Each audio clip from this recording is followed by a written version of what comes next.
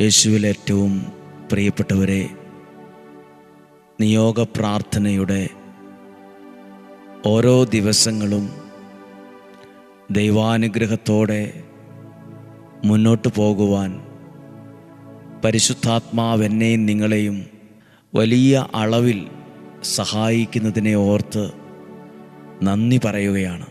കാര്യം അല്പം ബുദ്ധിമുട്ട് സഹിച്ചൊക്കെ ആയിരിക്കും ഈ വചനങ്ങളൊക്കെ കേൾക്കുന്നത്. അല്പം ബുദ്ധിമുട്ട് സഹിച്ചാണെങ്കിൽ പോലും പ്രാർത്ഥനയ്ക്ക് ഉത്തരം നൽകി സ്വർഗത്തിലെ ദൈവം എന്നെയും നിങ്ങളെയും അനുഗ്രഹിക്കാതിരിക്കുകയില്ല. പ്രാർത്ഥനയ്ക്ക് മറുപടിയുണ്ട്.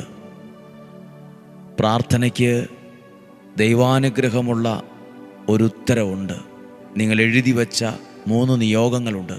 ആ വിഷയത്തെ ആദ്യം തന്നെ ഒന്ന് പ്രാർത്ഥിക്കുകയാണ്. കർത്താവേ, ഞങ്ങൾ പ്രാർത്ഥിക്കാൻ ഈ വചനത്തോട് ചേർത്ത് വയ്ക്കാൻ എഴുതി വച്ചിരിക്കുന്ന നിയോഗങ്ങളെ അങ്ങയുടെ കരങ്ങളിൽ ഇപ്പോൾ ഏൽപ്പിക്കുകയാണ്. ശരീരത്തെയും മനസ്സിനെയും ആത്മാവിനെയും എൻ്റെ ഭവനത്തെയും എൻ്റെ ഭവനത്തിലുള്ളവരെയും അതോടൊപ്പം എഴുതി സമർപ്പിച്ച ഈ നിയോഗത്തെയും ദൈവത്തിൻ്റെ കരങ്ങളിൽ ഏൽപ്പിച്ച് പ്രാർത്ഥിക്കുന്നു. കർത്താവെ, ഈ വചനം കേൾക്കുമ്പോൾ അങ്ങയുടെ ശക്തമായ ഇടപെടലുണ്ടാകണമേ. ശക്തമായ ദൈവപ്രവൃത്തി ഈ വ്യക്തിയിൽ, കുടുംബത്തിൽ സംഭവിക്കണമേ.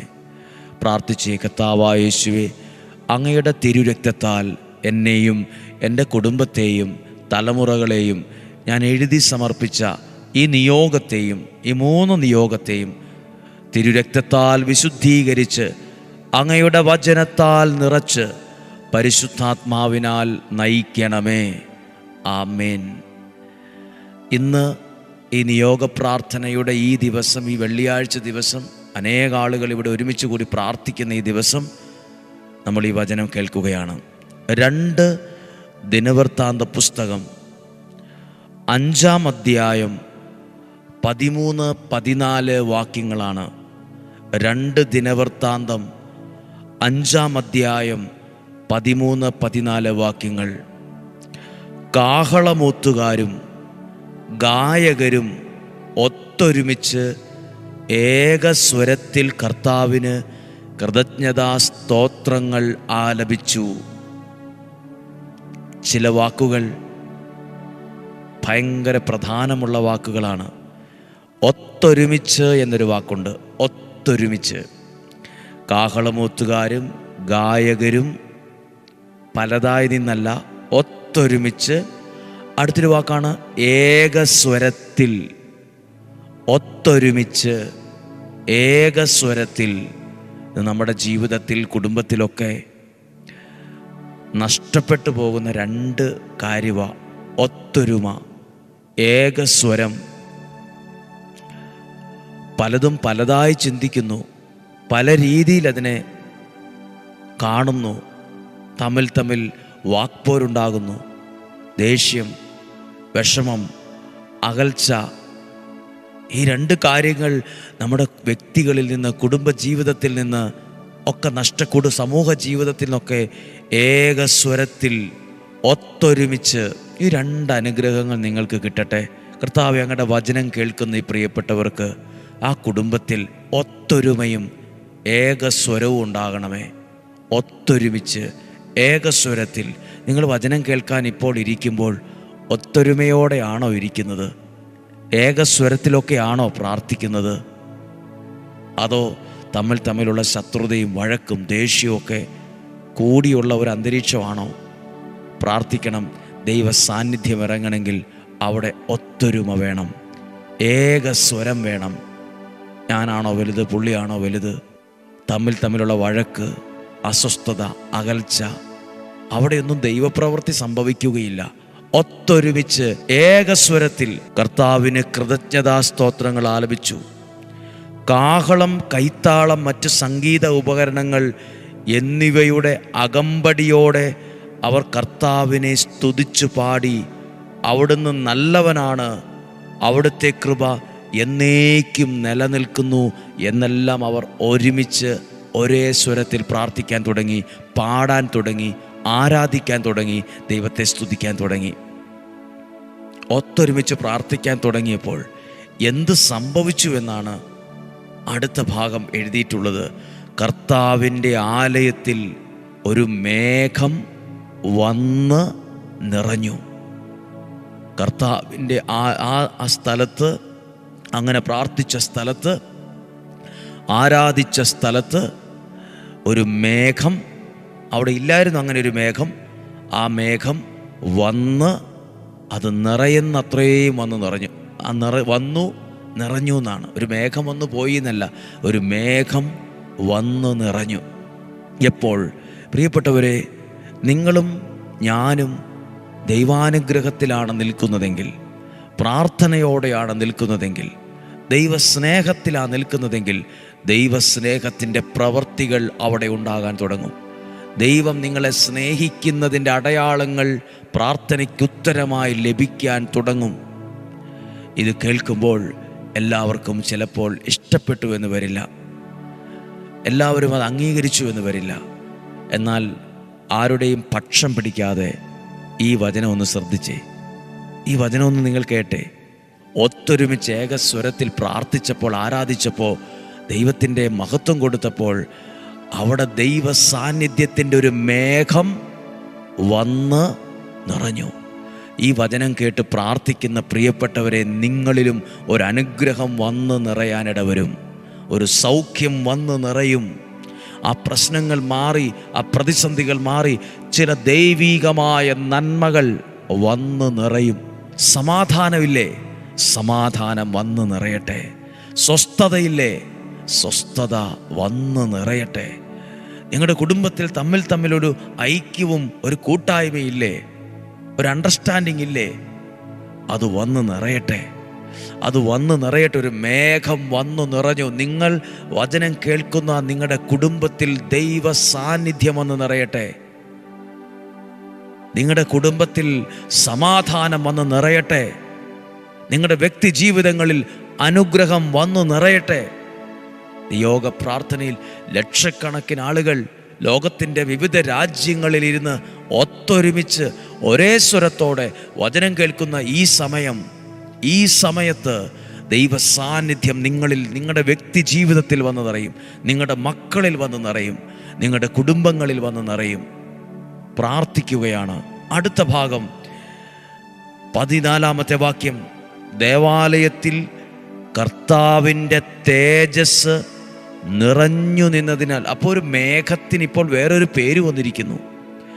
ഒരു മേഘം വന്ന് നിറഞ്ഞു എന്ന, ഇപ്പോൾ ആ മേഘത്തെ വിളിക്കുവാണ് ദൈവത്തിൻ്റെ തേജസ് നിറഞ്ഞു നിന്നു എന്ന്. പ്രിയപ്പെട്ടവരെ, ഒരുമിച്ച് ഈ വചനം കേൾക്കുന്ന നിങ്ങളിൽ ദൈവ തേജസ് വന്ന് നിറയട്ടെ. ദൈവ തേജസ് ആ വീടിൻ്റെ ഓരോ മുറികളിൽ നിറയട്ടെ, നിങ്ങളുടെ വരുമാന മാർഗങ്ങളിൽ നിറയട്ടെ, ജോലിയിൽ, ആരോഗ്യത്തിൽ, തലമുറയിൽ, കൊച്ചു കുഞ്ഞുങ്ങളിൽ ദൈവ തേജസ് നിറയട്ടെ. കൊച്ചു കുഞ്ഞുങ്ങളടക്കം ഈ വചനം കേൾക്കുന്നവരുണ്ട്. അനവധി ആളുകൾ വിവിധ തരത്തിൽ പ്രാർത്ഥനയോടെ ആയിരുന്ന് ഈ വചനം കേൾക്കുന്നുണ്ട്. നിങ്ങളിൽ വന്ന് നിറയുന്നത് ദൈവത്തിൻ്റെ കാരുണ്യമാണ്. നിങ്ങളിൽ വന്ന് നിറയുന്നത് ദൈവത്തിൻ്റെ തേജസ്സാണ്, ദൈവത്തിൻ്റെ കൃപയാണ്. ദൈവത്തിൻ്റെ തേജസ് വന്ന് നിറഞ്ഞതിനാൽ പുരോഹിതന്മാർക്ക് അവിടെ ശുശ്രൂഷ തുടരുവാൻ സാധിച്ചില്ല എന്ന് പറഞ്ഞാൽ പോസിറ്റീവായി അത് പറയുവാണ്. അത്രമേൽ ദൈവ സാന്നിധ്യത്തിൽ അവർ നിറഞ്ഞ് അവരൊരു അനുഗ്രഹത്തിൽ ലയിച്ചു എന്ന, വേറെല്ലാം മറന്നു പോകത്തക്ക വിധം ഒരു ദൈവ സാന്നിധ്യം അവിടെ വന്ന് നിറഞ്ഞു എന്ന. എവിടെ? വഴക്കുള്ള സ്ഥലത്തല്ല. എവിടെ? തമ്മിൽ വാക്പോര് നടക്കുന്ന സ്ഥലത്തല്ല. എവിടെ? തമ്മിൽ കുറ്റം പറഞ്ഞിരിക്കുന്ന സ്ഥലത്തല്ല. എവിടെ? പരസ്പരം അകന്ന് വിദ്വേഷവും കുറ്റവും കുറവും വിളമ്പുന്ന സ്ഥലത്തല്ല. എവിടെ? ശത്രുതയുള്ള സ്ഥലത്തല്ല. ഒത്തൊരുമിച്ച് ഒരേ സ്വരത്തിൽ ഒരുമയോടെ പ്രാർത്ഥിച്ച സ്ഥലത്താ ദൈവ തേജസ് വന്ന് നിറഞ്ഞത്. ദൈവ തേജസ് വന്ന് നിറഞ്ഞത്. ആവശ്യമില്ലാത്ത മനസ്സിൽ കുന്നുകൂടിയിരിക്കുന്ന വെറുപ്പും വിദ്വേഷവും പകയും ദേഷ്യവും തെറ്റിദ്ധാരണയും എടുത്തു കള. മനസ്സിൽ അടിഞ്ഞുകൂടിയിരിക്കുന്ന അസ്വസ്ഥതകൾ, തെറ്റിദ്ധാരണ മനസ്സിൽ നിന്ന് കള. നെഗറ്റീവ് ചിന്തകൾ കള. അകത്ത് ദൈവ സാന്നിധ്യം വന്ന് നിറയട്ടെ. നിങ്ങളുടെ അകത്തുള്ള ചില പൊട്ട ചിന്തകളും ധാരണകളും കടുംപിടുത്തങ്ങളും എല്ലാം മാറട്ടെ. എന്നാലേ ദൈവ സാന്നിധ്യം, ദൈവ തേജസ് നിറയുള്ളൂ. അത് ആ അനുഗ്രഹം അനുഭവിക്കാൻ പ്രാർത്ഥനയ്ക്ക് ഉത്തരമായി അത് വെളിപ്പെടുകയുള്ളൂ. നിങ്ങൾ എന്നെ മനസ്സിലാക്കിയാലും മനസ്സിലാക്കിയില്ലെങ്കിലും, പിണങ്ങിയാലും ഇണങ്ങിയാലും ഇത് യാഥാർത്ഥ്യമാണ്. ഈ ദൈവവചന പ്രകാരമാണ് നിയോഗത്തിൽ പ്രസംഗിക്കുന്നത്. ആരുടെയെങ്കിലും ഒരു പക്ഷം ചേർന്ന് പ്രസംഗിക്കുകയല്ല. ഇത് ദൈവത്തിൻ്റെ പക്ഷമാണ്. ഇത് ദൈവത്തിൻ്റെ ഒരു വാക്കാണ്. ഇത് ദൈവത്തിൻ്റെ ഉദ്ദേശമാണ്. നിങ്ങളെ ഇന്ന് ഈ വചനം കേൾപ്പിച്ചതിൽ ദൈവത്തിന് എന്തോ ഒരു ഉദ്ദേശമുണ്ട്. ഈ വചനം നിങ്ങളുടെ ഭവനത്തിൽ മുഴങ്ങിയതിൻ്റെ പിറകിൽ ദൈവത്തിന് എന്തോ ഒരു ഉദ്ദേശമുണ്ട്. നിങ്ങളിൽ ഈ വചനം എത്തിച്ചു. നിങ്ങൾ കൂട്ടായ്മയോടെ ഇരുന്നായിരിക്കാം, നിങ്ങളൊരു സമൂഹമായിരുന്നായിരിക്കാം, കുടുംബമായിരുന്നായിരിക്കാം, ഒറ്റയ്ക്കൊറ്റയ്ക്കായിരിക്കാം പ്രാർത്ഥിക്കുന്നത്. നിങ്ങളെ ഈ വചനം കേൾപ്പിച്ചതിൽ ദൈവത്തിൻ്റെതായ ഒരു അനുഗ്രഹമുള്ള ഉദ്ദേശമുണ്ട്. നിങ്ങൾക്ക് വേണ്ടി പ്രാർത്ഥിക്കാൻ പോവുകയാണ്. ആ എഴുതിയ നിയോഗങ്ങളെ കൈകളിലെടുക്കാം. കർത്താവേ, അങ്ങയുടെ വചനം കേട്ട് പ്രാർത്ഥിക്കുന്ന എന്നെ ഈ വചനത്തിലൂടെ അനുഗ്രഹിക്കണമേ. ദൈവ സാന്നിധ്യം ആ ദേവാലയത്തിൽ നിറഞ്ഞതുപോലെ എൻ്റെ ജീവിതത്തിൽ മാത്രമല്ല, ഞാൻ എഴുതി വച്ച നിയോഗത്തിൽ നിറയണമേ. മുടങ്ങാതെ പ്രാർത്ഥിക്കുന്ന എന്നെ അനുഗ്രഹിക്കണമേ. ഈ ദിവസം വരെയും മുടങ്ങാതെ ഞാൻ പ്രാർത്ഥന കേട്ടു. എത്രയോ പേർക്ക് ഞാൻ നിയോഗത്തോടെ ഈ വചനം അയച്ചു കൊടുത്തു. മാസങ്ങളായി അങ്ങയുടെ വചനത്തെ ഞാൻ പങ്കുവച്ചുകൊണ്ടായിരിക്കുന്നത്. ഞാൻ അങ്ങയുടെ സുവിശേഷ വേലയിൽ പങ്കാളിയാണ്. ഞാൻ ഇന്നൊരു ശുശ്രൂഷകന് തുല്യമാണ്. അനേകർക്ക് എന്നിലൂടെ വചനങ്ങളെ എത്തിക്കാൻ കഴിയുന്നുണ്ട്. കർത്താവ് ഈ വചന നിയോഗത്തെ നോക്കി നിയോഗ കൊന്ത 33 പ്രാവശ്യം പ്രാർത്ഥിക്കുമ്പോൾ 3 പ്രാവശ്യം ഇവിടെ നിന്ന് പ്രാർത്ഥിക്കുവാണ്. എൻ്റെ കൂടെ ഏറ്റുചൊല്ലി പ്രാർത്ഥിച്ച്, നസ്രായനായ യേശുവേ, എൻ്റെ ഈ എഴുതി വച്ച ഈ 3 നിയോഗങ്ങളെയും അങ്ങ് സ്വീകരിച്ച് അതിന്മേൽ നിലനിൽക്കുന്ന സകല തടസ്സങ്ങളെയും സകല ബന്ധനങ്ങളെയും പൂർണ്ണമായും എടുത്തുമാറ്റി സാധിച്ചു തന്ന് എന്നെയും എൻ്റെ കുടുംബത്തെയും ഇന്ന് അനുഗ്രഹിക്കണമേ. നസ്രായനായ എൻ്റെ യേശുവേ, ഞാൻ എഴുതി സമർപ്പിച്ച ഈ 3 നിയോഗങ്ങളെയും, ഈ 1, 2, 3 നിയോഗങ്ങളെയും അങ്ങ് സ്വീകരിച്ച് അതിന്മേൽ നിലനിൽക്കുന്ന എല്ലാ തടസ്സങ്ങളെയും പൂർണ്ണമായും എടുത്തുമാറ്റി സാധിച്ചു തന്ന് എന്നെ ഇന്ന് അനുഗ്രഹിക്കണമേ. നസ്രായനായ എൻ്റെ യേശുവേ, ഞാൻ എഴുതി സമർപ്പിച്ച ഈ 3 നിയോഗങ്ങളെയും അങ്ങ് സ്വീകരിച്ച് അതിന്മേൽ നിലനിൽക്കുന്ന സകല തടസ്സങ്ങളെയും ബന്ധനങ്ങളെയും പൂർണ്ണമായും എടുത്തുമാറ്റി സാധിച്ചു തന്ന് എന്നെ ഇന്ന് അനുഗ്രഹിക്കണമേ. ബാക്കിയുള്ള 30 പ്രാവശ്യം നിങ്ങളും പ്രാർത്ഥിക്കുക. ഇവിടെ എഴുതി സമർപ്പിച്ച നിയോഗങ്ങൾ കൽക്കുരിശിൽ എണ്ണയൊഴിച്ച് പ്രാർത്ഥിക്കുന്നവർ, പേരും നിയോഗവും തന്ന നിയോഗ പ്രാർത്ഥന കൗണ്ടറിൽ കൊടുക്കുന്നവർ, മുട്ടിലിഴഞ്ഞുള്ള നേർച്ച സകലതും അനുഗ്രഹമാകട്ടെ. പ്രിയപ്പെട്ടവരെ, ഒരു അറിയിപ്പ്. നാളെ വൈകുന്നേരം മുതലാണ് കോട്ടൂർ CST ആശ്രമ ബൈബിൾ കൺവെൻഷൻ നടക്കുക. വൈകുന്നേരം 4:30 മുതൽ 9 മണി വരെയാണ്. കഴിഞ്ഞ ദിവസങ്ങളിൽ നിങ്ങളെ അറിയിച്ചല്ലോ. നിങ്ങളും ഒരുമിച്ച് പ്രാർത്ഥിക്കുക. ഒപ്പം ഒരു കാര്യം കൂടി, നിയോഗ പ്രാർത്ഥനയുടെ അവസാനത്തെ 10 ദിവസങ്ങൾ കുറച്ചുകൂടെ തീക്ഷ്ണതയോടെ പ്രാർത്ഥിക്കാൻ ആഗ്രഹിക്കുന്നു. നിയോഗ പ്രാർത്ഥനയുടെ അവസാനത്തെ 10 ദിവസങ്ങൾ ഓരോ ചില നിയോഗങ്ങൾ, ഇവിടെ കിട്ടിയ നിയോഗങ്ങൾ, പറഞ്ഞ നിയോഗങ്ങൾ എല്ലാം ചേർത്ത് വെച്ച് കുറച്ചും കൂടെ തീക്ഷ്ണതയോടെ പ്രാർത്ഥിക്കാൻ ആഗ്രഹിക്കുന്നുണ്ട്. സാധ്യമായ എല്ലാവർക്കും ആ പ്രാർത്ഥനയിൽ കുറച്ചുകൂടെ തീക്ഷ്ണതയോടെ പങ്കെടുക്കാം. നമുക്ക് ഈശോയുടെ ആശീർവാദം സ്വീകരിക്കാം. നമ്മുടെ കർത്താവ് ഈശോ മിശിഹായുടെ കൃപ, പിതാവായ ദൈവത്തിൻ്റെ സ്നേഹവും പരിശുദ്ധാത്മാവിൻ്റെ സഹവാസവും നിങ്ങളോടുകൂടെ ഉണ്ടായിരിക്കട്ടെ.